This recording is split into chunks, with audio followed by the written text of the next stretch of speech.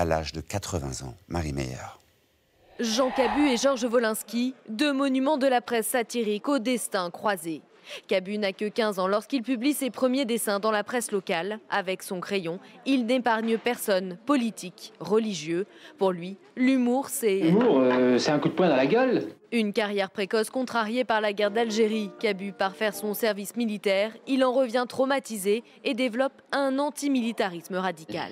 Quand il y a un marasme économique, on déclenche une guerre, on provoque des haines. En 1960, il rejoint la rédaction de Harakiri. C'est là qu'il rencontre Georges Wolinski. Je ne pensais pas devenir dessinateur.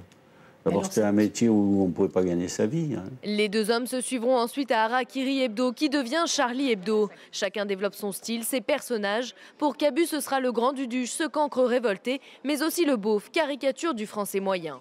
En parallèle, il rejoint l'équipe de l'émission Récréa 2, présentée par Dorothée, où il dessine des planches en direct.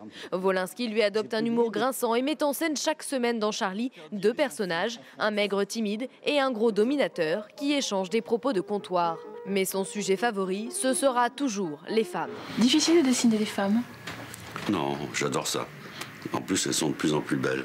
Couronné par le Grand Prix du Festival d'Angoulême en 2005, il reçoit la Légion d'honneur la même année.